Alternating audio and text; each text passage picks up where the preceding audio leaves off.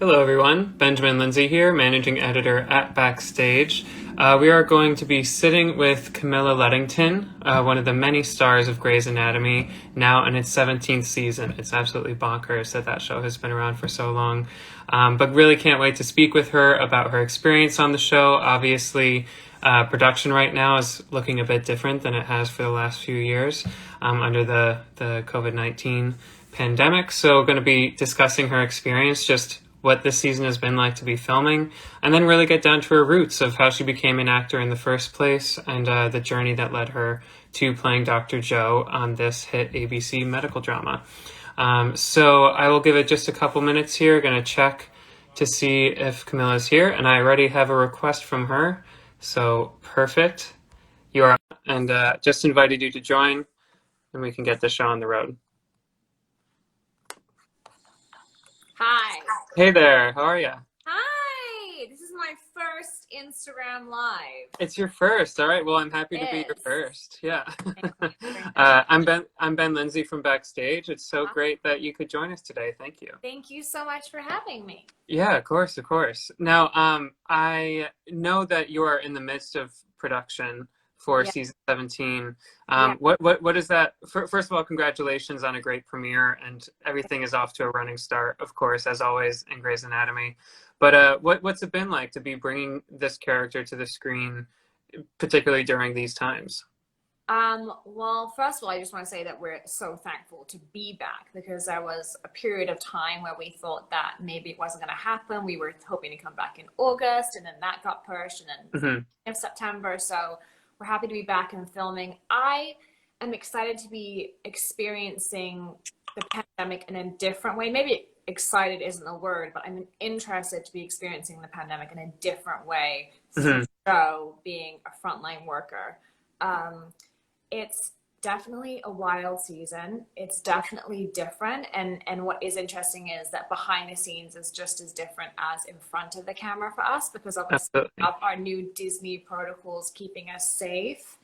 But I'm happy to be telling this story, and I think we're all just really thankful that we're able to get this story out this season. Yeah. I mean, I'm sure that the nearly 3,000 people tuning in right now, hello everyone, is equally excited to see this story being brought to the screen, and thankful that you and the Grey's Anatomy folks are the ones telling it. It's definitely the show's always been an escape, but the fact that it's able to mirror our current circumstances is all the more significant. Absolutely. Yeah, for sure. Now you've been with this show since 2000. 100 years. Yeah, thereabouts. This character, Dr. Joe, she's given you so much to play with over the years. Just reflecting on it, what's been the most gratifying aspect of getting to live with this character for years at a time at this point?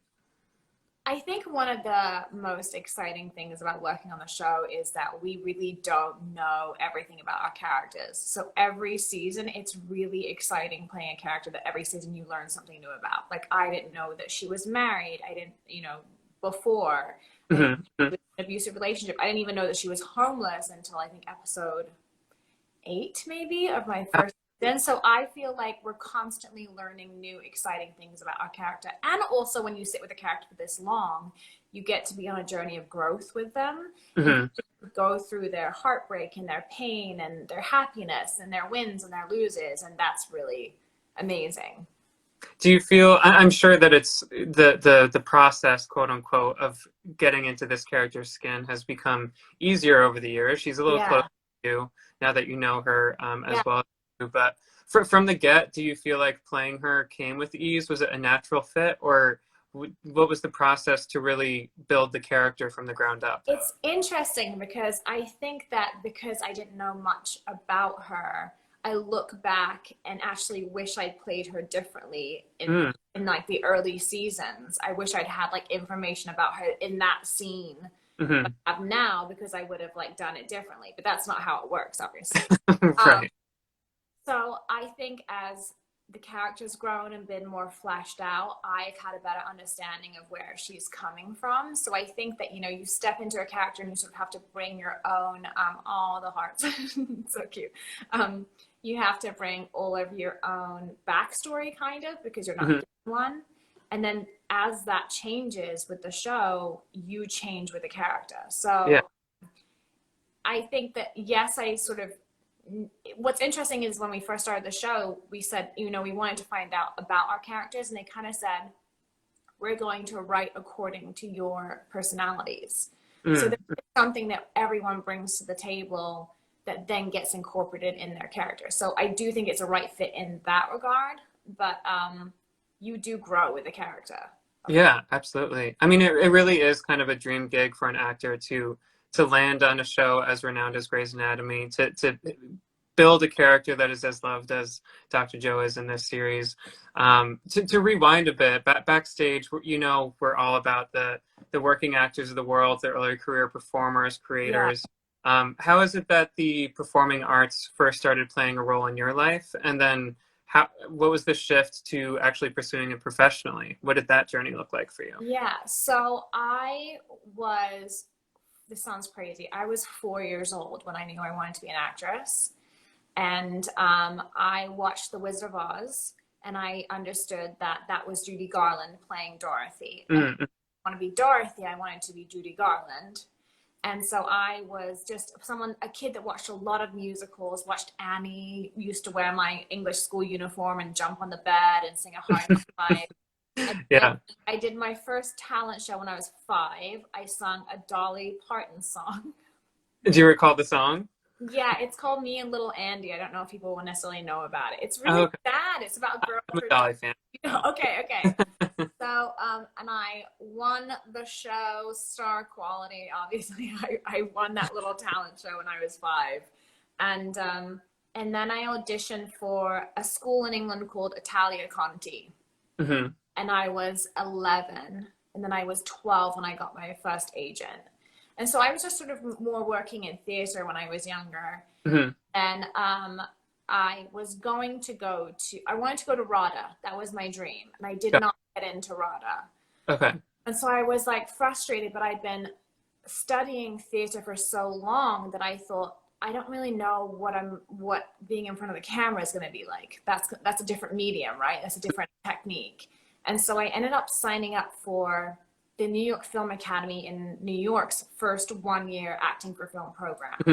I did that, and then I moved to LA and got my agent, and thankfully started working. So that sort of was my journey to being where I am today. Yeah. I mean, you had that theater training from early on, but I feel like the shift to on camera, getting that foundational training at the New York Film Academy must have been pretty necessary to what you're doing today. It is a different muscle.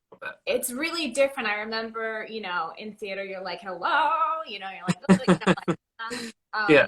And then I remember thinking like, oh, I can do this. And, going to my first film class, and then we would watch back on camera, the work we'd done. And I was like, I'm terrible.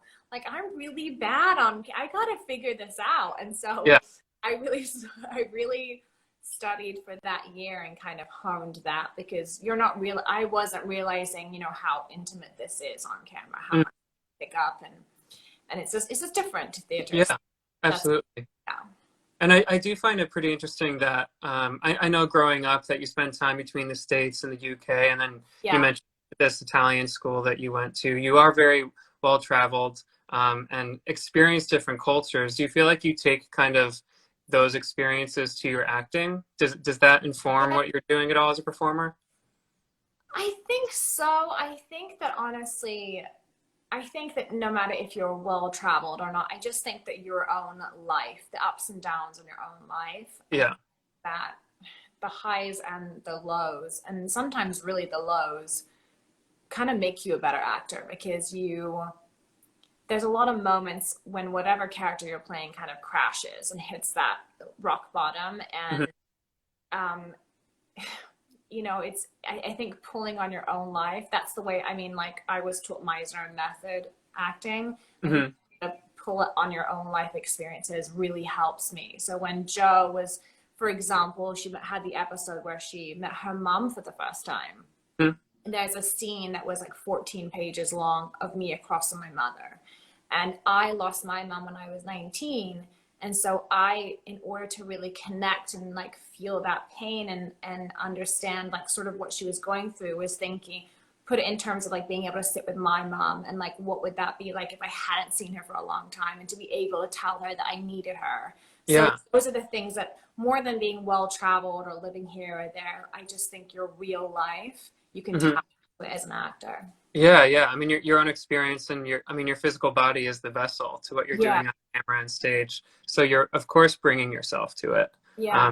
It must be a powerful experience when you can connect the dots in that way. It is. It's powerful, and it can be painful.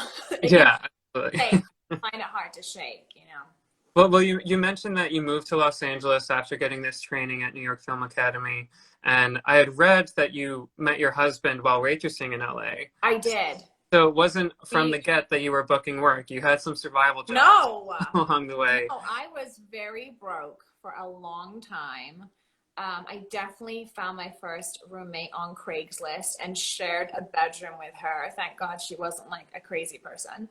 No, I you know, had to support myself during those years, and it takes a long time. What people don't realize is that you can be recurring on a show and you can kind of save up a little bit of money, but it's not enough to quit necessarily your day job. And so there's a lot of times when you're, you know, working, like for example, when I was working on Californication, I think I was still waitressing here and there, like picking up a shift here and there, because the assumption as an actor always, if you're like me, is I don't know if I'm gonna ever work again. And so no, we met each other. He was a bartender and I was waiting tables, and that's how we met each other a long time ago. This is like, oh my God, 13 or 14 years, something like that, years ago. But it's actually nice to relate to him because he works on different shows too. He's working on Snowfall too. And it's kind of nice to actually come up together in the industry that way. Because you're in the old days, You were on the even playing ground from the very beginning. And now, obviously, both of you have your own careers. It's great. Exactly, yeah. Well, in addition to Grace, I would also love to touch on your experience in the voiceover space. I'm sure a lot of the people joining us today are also familiar with your work in Tomb Raider. You've done voiceover on various programs, various projects. How did that kind of start for you? And is this something that you always pursued? I feel like it's not necessarily a path that you set yourself on right away. It's not something that I actually remotely thought about, to be honest. I remember getting an audition in. It was one of my first auditions with my agent, and it said something like, it didn't say video game, it said like interactive something or other. And I remember thinking, oh, this is just some ridiculous project that's like clearly some weird indie something. Sure. And I remember going, and then kind of when I was outside, I remember hearing, okay, it's a video game, and I remember thinking like, it's kind of like Lara Croft. And so I even dressed kind of like her. And then I went, and it was a video diary to the screen, because in the first game, Lara is keeping a diary. So that was my audition. And then they wanted to see just how your body moved. And then that was it. And then I actually almost didn't make the callback for it. And it came down to 3 girls, and I gave myself a concussion on my waitress job. Wow. Right. I was bringing plates into the kitchen, and I lifted my head up and I hit it on a shelf, and I was like, I have a concussion, I cannot go. And I remember the casting director telling my agent, they really want her. She needs to come back if she wants the gig. And so I almost did not play Lara Croft. Wow. And I'm so glad that I came back and then got cast. But that's how I got into voiceover, and now I'm obsessed with it. Yeah. I mean, of course, you are beloved in the Tomb Raider franchise at this point. It's so funny that you almost missed that callback. I had also read that you almost missed the Grey's Anatomy callback. I did. So I almost missed that because of Tomb Raider. I was at Comic-Con when that happened. So I had met, so I knew Shonda because she had a pilot back in the day that spring before I started Grey's, called Gilded Lilies. And I tested for it. When what that means, if people don't know watching, is that it means that you're coming down to like the last 2 people. So, so I tested for the network for ABC. And I didn't get it. It was me and another girl, and I didn't get it. And then I ended up in True Blood. And then as True Blood finished that weekend, I had to go to Comic-Con. And my agent had said to me, I was at Comic-Con on a Friday. My agent had said to me, it's such a shame because Shonda really wants you to audition for a new intern class for Grey's Anatomy, and all of the auditions were on Friday, and I was in San Diego. So I was like, okay, well, it's not meant to be. And then on the Saturday, I heard that she hadn't found who she had wanted. Yeah. There's 5 girls in on the Monday. And so I was doing Comic-Con and quickly learning like doctor dialogue, and then went in on the Monday, heard on Wednesday that I had it. It was me. It was between me and another girl in New York, apparently. And I got it on the Wednesday, and then I started work on the Friday. Wow. You never know how one thing will lead to the next. And Never. Yeah, never. So when it comes down to it, these are 2 pretty significant audition experiences in your career. Yeah. What's the number 1 piece of audition advice for our audience today? It's really hard. I think this is the hardest thing to feel, but to feel equal to a casting director for me took me a long time. To walk in and feel like they're doing their job, I'm doing mine, let's just go in and have fun, and not feel like, oh my God, that's casting, and like walking very intimidated. It took me a long time to just feel like they're a person doing their job. You know, like I can go in, I can play in the room. You have to almost convince yourself that you don't need the job, is what I have felt like. Because if I feel like, oh my God, I really want this really bad, then my nerves start. To go in and feel like I'm playing and that this person goes to the grocery store and they have a normal life and they're not like, you know, because I found casting directors very intimidating when I was first starting out. But they are on your side. They are normal people. Exactly. And I know that sounds crazy to feel like, but when you're an actor and you're walking in and you really do want the job, it feels like their fate is in their hands. And so there's a little bit of a power play there that I feel like if you can kind of get rid of and just feel like they're a normal person, let's have fun and walk out the room, you know, and just feel that way about it. But it's really difficult to do. It's taken me a long, long time to feel that way. Yeah, absolutely. I mean, you only learned that experience, you gained that wisdom through years of experience. So it makes sense. Over and over. Yeah. You want to become a little bit desensitized to the nervousness of the situation. Yeah, absolutely. Well, as a final question, I know we're taking a bit of a walk down memory lane here, but let's bring us back up to Grey's Anatomy. Okay. Season 17. As I said, we're off to a running start with this one, but just generally speaking, what are you most excited about for audience to get their eyes on this season?